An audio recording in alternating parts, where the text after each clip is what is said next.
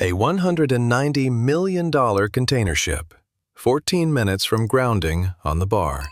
Then a ferry captain stepped off the gangway, his 6-year-old son clutching a brass compass charm. The heiress sneered, "Grandpa's speed, replace him for the next sailing."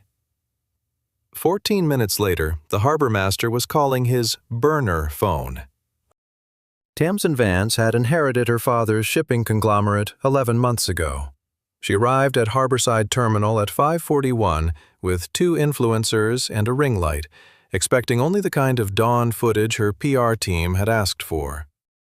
Then she saw him at the wheelhouse window, his hands steady on the bronze rim, eyes fixed on the fog line off Crescent Bar. His son beside him in the doorway, a brass compass charm hanging from a leather string in one small fist. She crossed the wet steel deck in 14 strides. She did not knock. She did not introduce herself. She simply arrived. In front of the deckhand, the mate, and 2 influencers filming live, she ended his employment. He did not argue. He did not raise his voice. He did not mention the docking he had just completed in a 3-knot crosswind. He took his son's hand and walked down the gangway into the fog. What no one on that ferry knew was that the man she had just fired held the only master 1,600-ton license within 200 nautical miles. Stay with this one. It earns it. To understand what happened in those 14 minutes, you have to go back to 5:38 that morning, when the fog off Crescent Bay was still the color of cold steel. The harbor smelled of diesel and salt and the wet rope of the bumper lines. Gulls did not cry yet. The water was the kind of gray that swallowed everything above it. Owen Bram had walked the dock before sunrise for 2 years and 7 months. He knew the sound of every cleat under his boot. He knew which plank near slip 3 had a soft heart. He knew the exact angle the morning ferry would lean when the south swell came up under the keel. He was 52 years old. He was broad in the shoulders and quiet in the hands, with the particular calm of a man who had stood watch in worse weather than most men ever saw. His coffee was in a metal thermos his wife had owned. His son was holding the back of his coat with 2 fingers, the way a small boy holds onto a thing that might walk away. The fog moved against the hull of the ferry like a slow breath, and Owen turned his face into it the way another man might turn into a sermon. The Harborside Ferry ran the commuter route between Crescent Bay and the mainland terminal at Port Elwood. 8 crossings a day, 3-knot tidal pull at the bay mouth, a working boat carrying nurses and dock cooks and high school kids. It was, by any honest measure, the kind of route a man with Owen's papers should not have been driving. Owen Bram held a United States Coast Guard Master 1,600-ton license. He had been a Panama Canal pilot for 9 years before he came home. He had brought a Panamax bulk carrier through the Miraflores locks in a wet squall with 31 centimeters of clearance on the starboard side. He had docked the MV Hesperian Star at Manzanillo in a 40-knot crosswind without scraping a fender. None of that was on the schedule taped inside the ferry wheelhouse.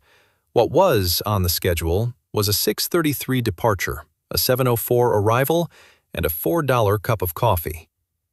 Owen took the route because Hannah had died 2 years ago, in July, and Isaac was 4 when his mother went, and a man who pilots cargo ships through the canal does not pick up a 6-year-old from kindergarten at 3:15.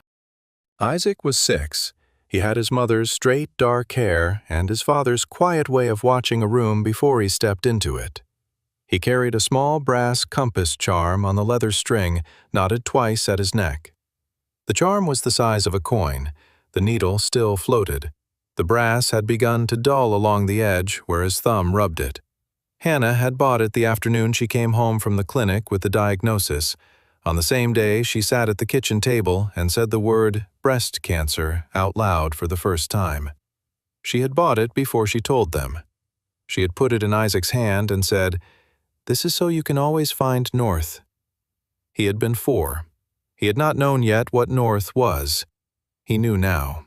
He held it the way other boys held a phone or a baseball card.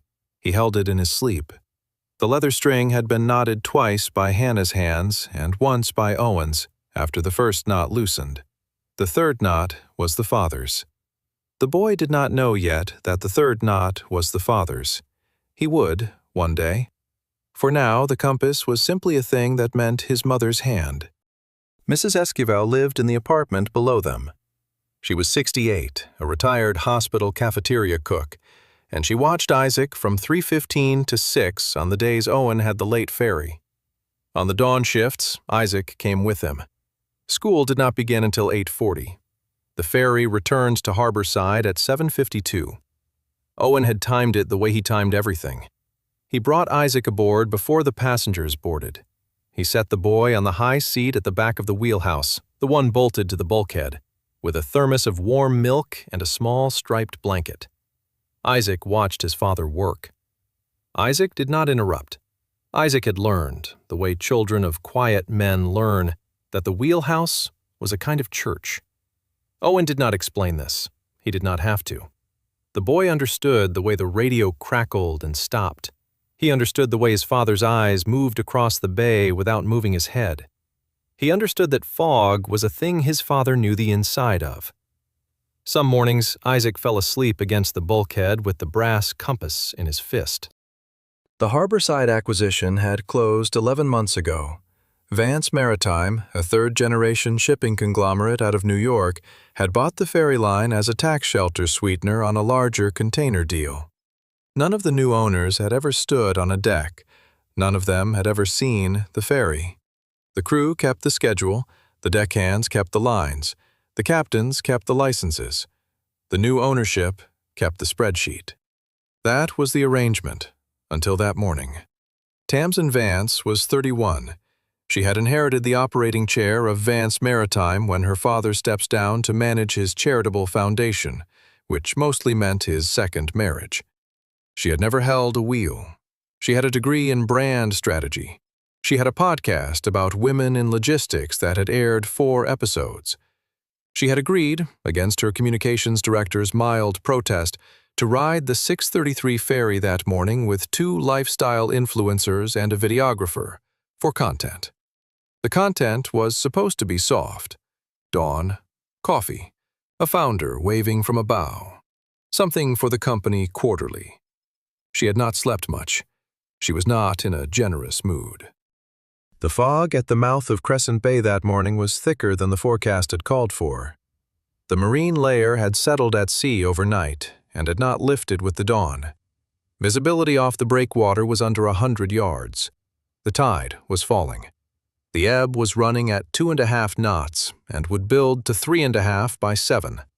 Across the bar at the bay mouth, the current pulled to the southeast in a curl the locals called the spine. A man who did not know the spine could put a hull onto the bar without ever feeling the boat take the current. Owen knew the spine. He knew it the way he knew the back of his own hand. He had drawn it once on a paper napkin for the new mate, a young man named Dmitri, 6 months into the job. Dmitri had folded the napkin and put it in his wallet. Owen had nodded once and not mentioned it again. The fog that morning was not, by Owen's reading, the kind of fog that would lift by 8. It was the kind of fog that would sit on the bar until noon and hide a problem under itself the whole time. Owen ran his pre-departure check the way he had run it 3,091 times before. He walked the deck.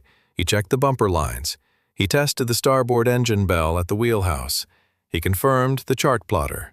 He stood for a moment at the bow rail with his bare palm flat against the wet steel and listened to the way the hull breathed against the dock. The boat told him things. The boat had always told him things. The boat that morning was telling him the south swell had picked up 1/2 foot since midnight, and the bar would be running thicker than usual. He felt it in the way the bumpers groaned. He felt it in the way the cleat under his left boot took the weight differently than it had the morning before. None of this was on the schedule. None of this was on the manifest. None of this would have made sense to anyone who had not stood on a deck for 30 years. Owen returned to the wheelhouse. He nodded to Dmitri. He sat his son in the high seat. He started the engines at 5:56. At 6:12, Isaac asked his father a question. He asked it the way small boys ask questions, looking at the brass compass and not at the man. He said, "Dad, why does the needle never go to sleep?" Owen did not answer right away. He waited the length of one swell. He waited the way men who have heard better questions than they could answer learn to wait. Then he said, "Because the earth is always pulling on it." Isaac thought about that. He turned the compass over in his hand. He said, "Even at night?" Owen said, "Even at night." Isaac said, "Even when nobody is looking?" Owen said, "Especially when nobody is looking." Isaac put the compass back against his small chest. He fell quiet. The fog moved past the wheelhouse window in slow, gray ribbons. Dmitri, at the chart plotter, did not look up, but his hand on the rail had gone still. He had heard the exchange. He would remember it later in the inquiry, in the way a man remembers a thing he did not understand he was a witness to. Tamsin Vance boarded at 6:18 with her two influencers, a videographer in a puffer vest and a communications assistant named Reeve. They came up the gangway in a loose cluster. The influencers were already filming. They were narrating, in that particular tone influencers use, the experience of, quote, slow living on the water. Tamsin wore a camel coat and a wool watch cap that she had bought the night before at the airport. She had her hands in her pockets. She had not introduced herself to the crew. She had not asked where the bridge was. She had walked directly to the bow, where the videographer set up the ring light. She glanced once at the wheelhouse window, registered an older man inside with what she assumed was his grandson, and looked away. She would not, by her own later account, have remembered seeing them at all if not for what happened next. The ferry pulled away from the dock at 6:33 on the minute. Owen kept the wheel steady through the harbor markers. He brought the speed up to 9 knots clear of the breakwater. The fog opened around the bow. Halfway across the bay, the south swell came up under the keel the way Owen had felt it coming. The ferry rolled 4 degrees to port and steadied. The influencer at the bow, who had been doing a slow, handheld pan, lost her footing for half a second and laughed it off for the camera. Tamsin, beside her, did not laugh. She had felt the roll. She had felt the way the deck moved under her boot in a way her townhouse floor did not move. She frowned. She looked back toward the wheelhouse. She watched the older man at the wheel for the length of 3 breaths. She did not like, she would say later, the way he was, quote, taking his time. She did not understand that what she had seen was a master pilot reading a swell at the exact moment it arrived under his boat. She mistook competence for slowness. It is a mistake that costs other people a great deal more than the person making it. The approach to Port Elwood ran along the lee of a low spit and into a narrow channel between 2 breakwaters. The dock was on the inside, set 90 degrees off the channel, which meant the ferry had to pivot through a tight turn in the last 100 yards. That morning, with the ebb running and a 3-knot crosswind out of the southwest, the turn was a working pilot's turn. Owen brought the bow around at the marker. He gave the starboard engine a controlled burst. He let the stern walk 1 boat length to port. He set the bumper line edge on the dock face at 4 inches of clearance. The hull kissed the rubber. The dock did not move. The bumper did not groan.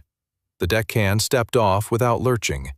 It was a textbook landing in a working crosswind by a man who had landed the same boat in the same wind 1,043 times before. Tamsin Vance was at the bow with the ring light when the kiss happened. She did not see it. She felt the small bump and frowned again. She turned to the videographer and said, on camera, that it had been, quote, the longest ferry ride of her life. She walked back to the wheelhouse with the videographer in tow. She did not knock. She opened the door. Owen was logging the arrival in the bound notebook he kept beside the chart plotter. Isaac was still in the high seat with the striped blanket on his lap. Tamsin saw the boy. She saw the thermos. She saw the man in the Navy work jacket with a notebook in his hand and a 6-year-old behind him. The videographer was still rolling. The two influencers crowded into the doorway behind Tamsin. Reeve stayed on the dock. He had been with the company longer than Tamsin and had a wife who had once worked a fishing boat. He understood, the way Tamsin did not, what he was looking at. He said nothing. He stayed on the dock.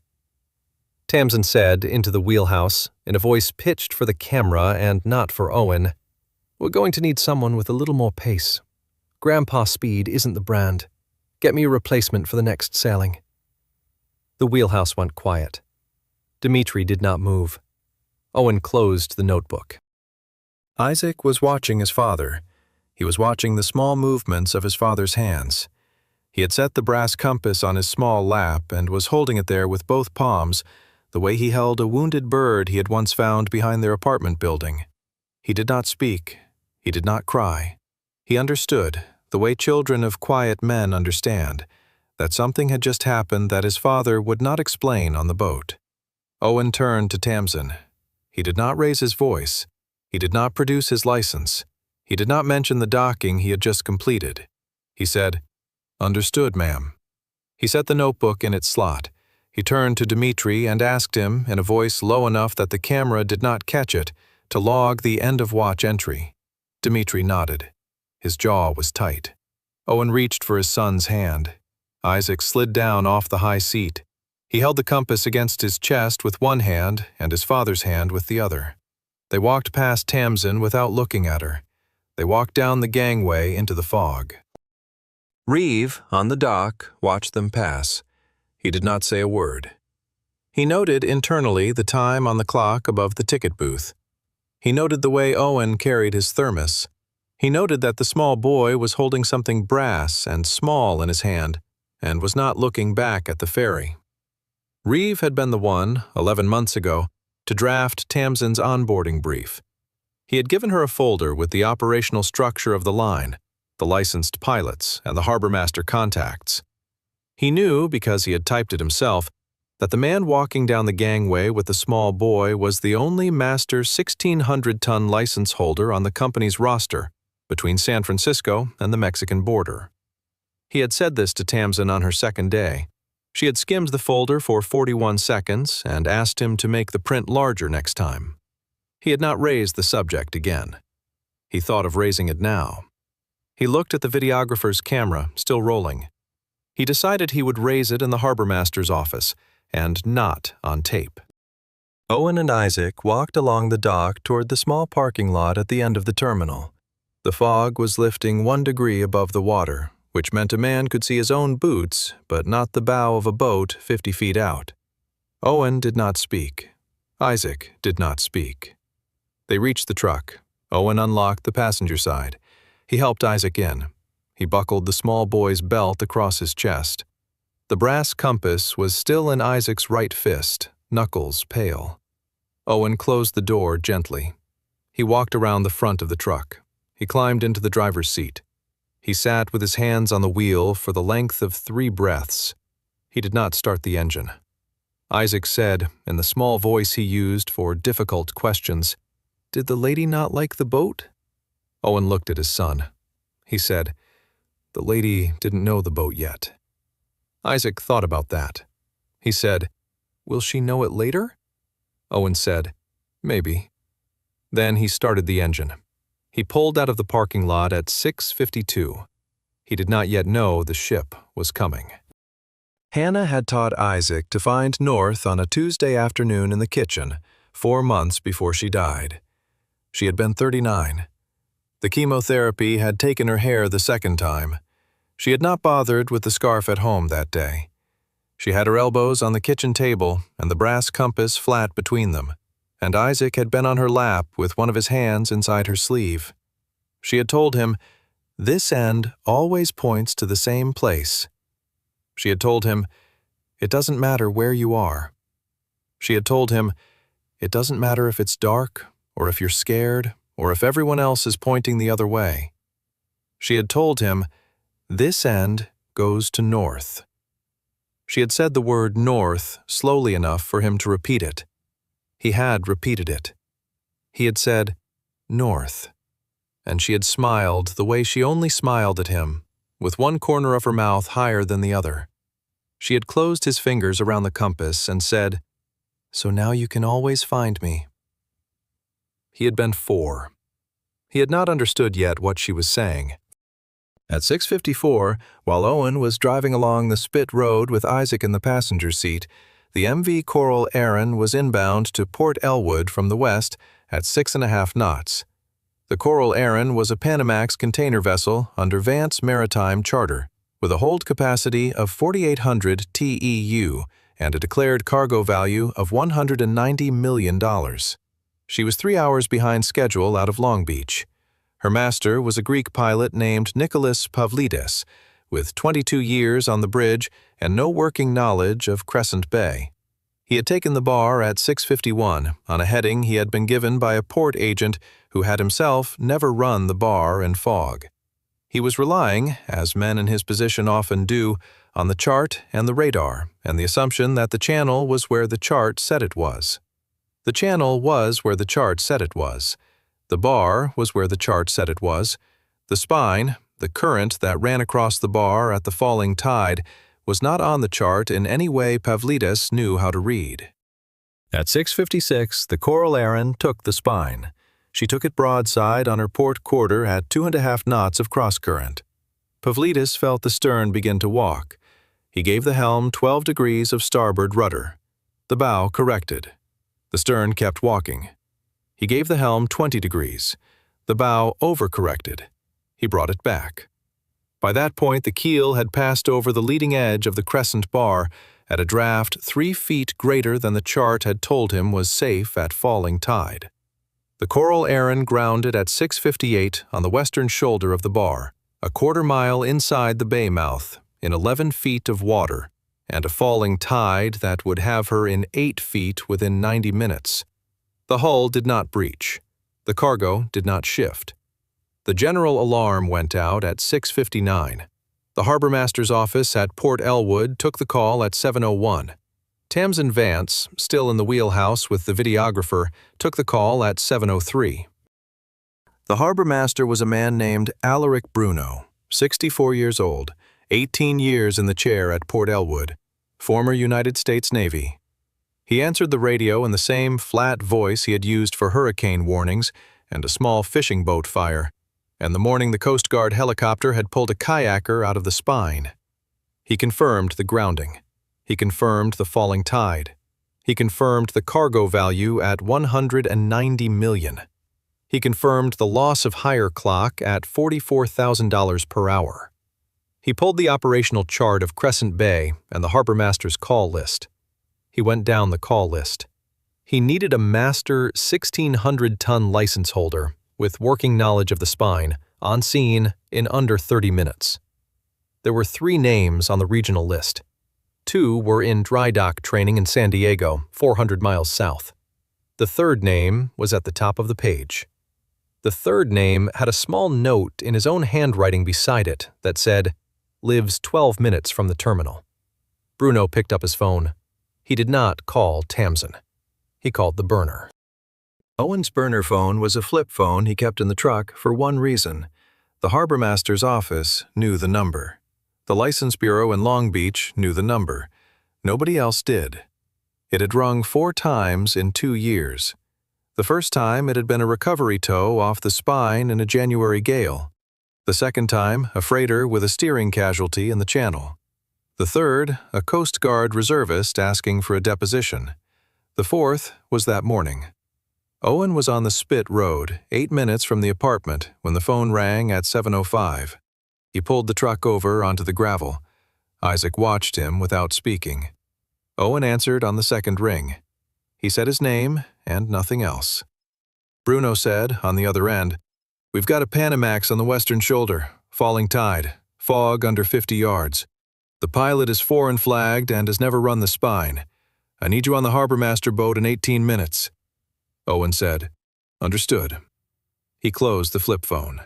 He looked at his son. Isaac said, "Dad?" Owen said, "We have to go back to the dock." Owen made one stop. He drove 3 blocks to the apartment, climbed the stairs to the 2nd floor, and knocked on Mrs. Esquivel's door. She opened it in her dressing gown. She did not ask. She had seen the look on his face 1.5 times before in 2 years, and she did not need to. She took Isaac's hand. Isaac looked up at his father with the brass compass still in his small fist. Owen knelt down in the hallway. He put both of his large hands on his son's shoulders. He said, "I have to go fix something on the water. I will come back." Isaac said, "Will you find North?" Owen said, "I will find North." Isaac held the compass up. Owen touched the brass with one fingertip, the way a man touches a thing he has been touching for 2 years and 7 months, and does not yet know how to stop touching. He nodded once at Mrs. Esquivel. He went down the stairs. He was back in the truck at 7:13. The Harbormaster boat was waiting for him at Slip 1 at 7:22. He boarded the Harbormaster boat in the same Navy work jacket. Bruno was at the wheel. 2 Coast Guard observers were in the stern with handhelds. Owen took the bench beside Bruno. He did not speak for the first 90 seconds. He watched the fog over the bay. He watched the way the chop ran under the bow. He watched the line of the breakwater come and go in the marine layer. At minute 3, he asked Bruno for the draft, the heading, and the time of grounding. Bruno gave them. Owen nodded once. He said, "We have 40 minutes before her stern hits 8 feet. He said, "We need her on a heading of 112 degrees with her bow into the ebb, and we need her to ride the second south swell off her port quarter at 8:06. He said, "I need the engine room on cold standby until I give the word." Bruno related. The Coast Guard observers wrote it down without comment. 12 minutes after the burner phone rang, the man Tamsin Vance had fired was standing on the bridge of her parent company's $190 million ship. What Pavlidis saw first, when Owen came up the bridge ladder, was a man in his 50s in a wet navy jacket and worn deck boots. What Pavlidis saw second, when Owen produced the master 1,600-ton license from his inside pocket and held it open under the bridge light, was a credential he himself had taken 6 years to earn. He stood up from the chart table. He stepped aside from the helm. He said in his accented English, "She is yours, Captain." Owen took the wheel. He did not speak for the first 30 seconds. He read the gauges. He read the radar. He read the way the hull was already starting to list 1 degree to port as the tide pulled the water out from under her starboard side. He looked at the chart. He looked at the chart again. He set his right hand on the throttle. He set his left hand on the wheel. He said into the bridge intercom, "Engine room, this is the bridge. Stand by for 2 minutes ahead slow on my mark." The engine room confirmed. The Coral Erin's hull let out a long groan against the bar. At 7:51, with the second south swell building under her port quarter exactly the way Owen had predicted, he gave the throttle 2 minutes of ahead slow. The Coral Erin lifted half a foot off the bar at her bow. He gave the rudder 18 degrees of starboard. The bow came around onto 112 degrees. He gave the throttle 1 more minute of ahead slow as the swell passed under the stern. The Coral Erin floated off the spine at 7:53. She did not breach.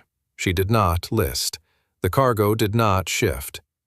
Pavlidis, beside Owen, exhaled a single long breath through his nose and did not speak. The Coast Guard observer on the bridge wing logged the maneuver. The whole sequence had taken 8 minutes from the moment Owen took the wheel. 14 minutes in total from the moment the Harbormaster's call had hit the burner phone.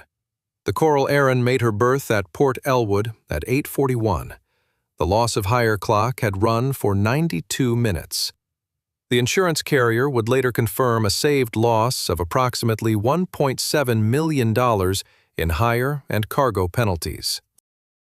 At 8:47, while Owen was still on the bridge of the Coral Erin signing the log, the Harbormaster's office sent a 1-line communication to Vance Maritime's Emergency Operations Desk in New York.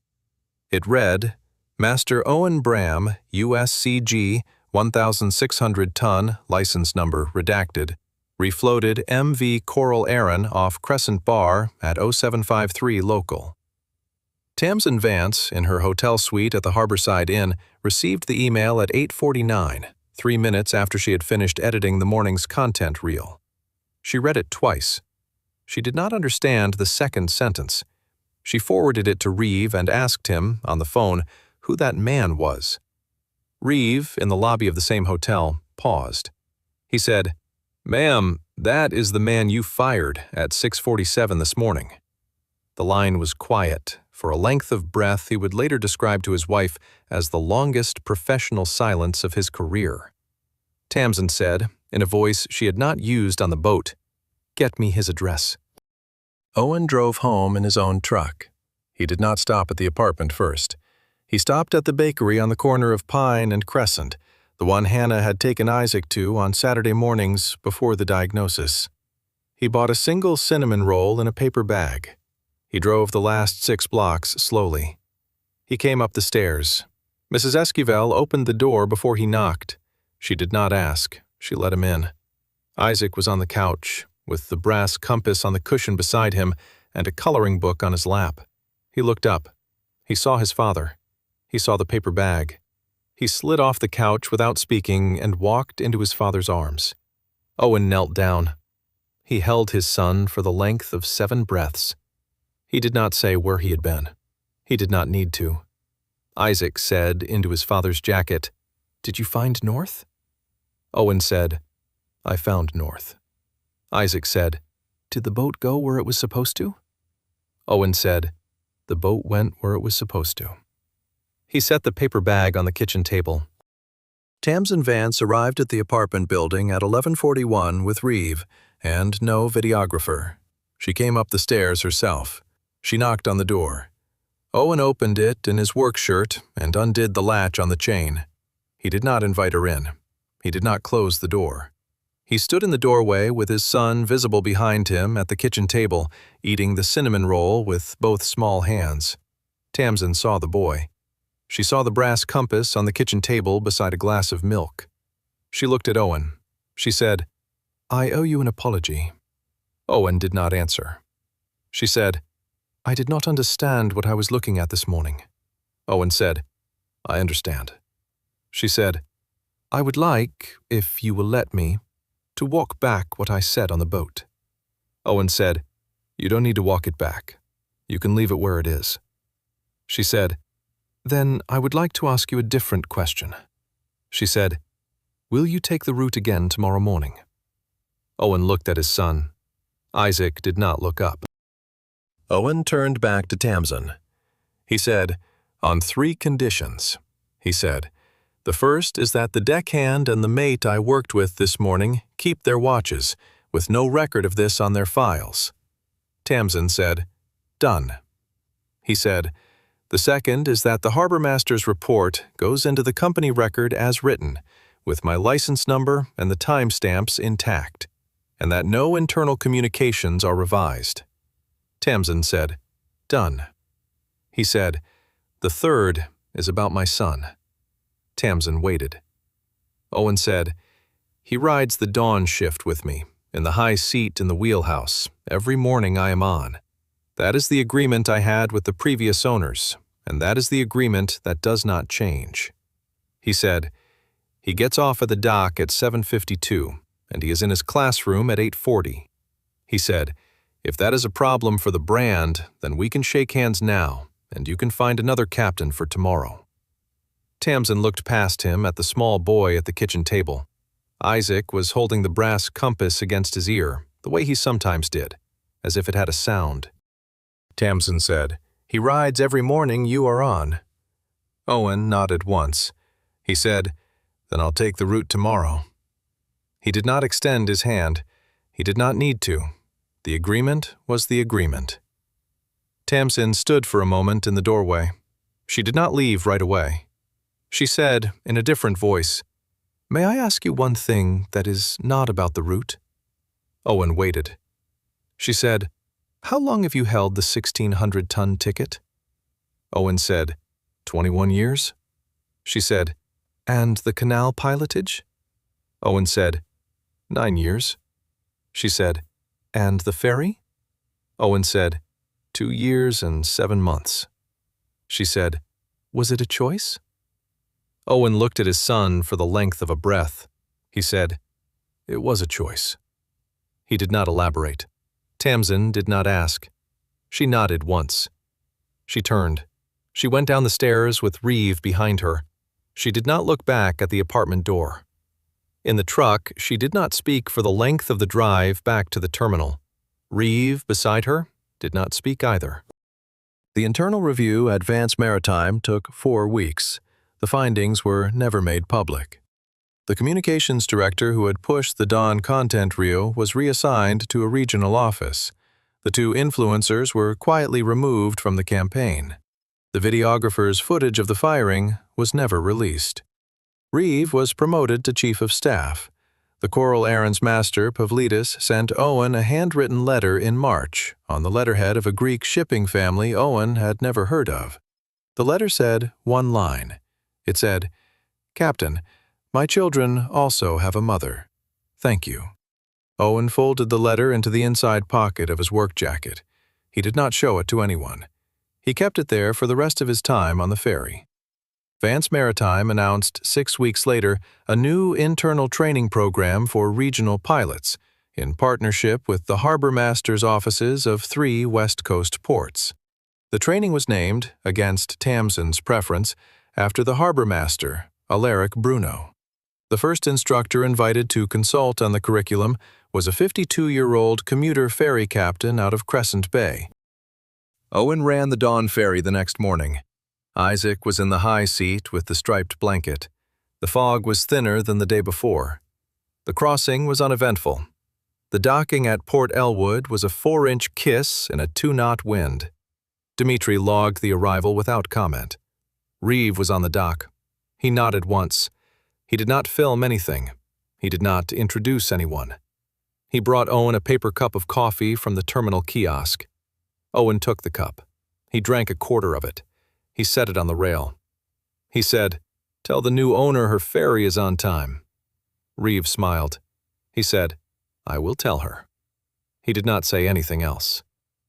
The ferry returned to Harborside at 7:52. Owen walked Isaac down the gangway. The brass compass was around Isaac's neck on the leather string.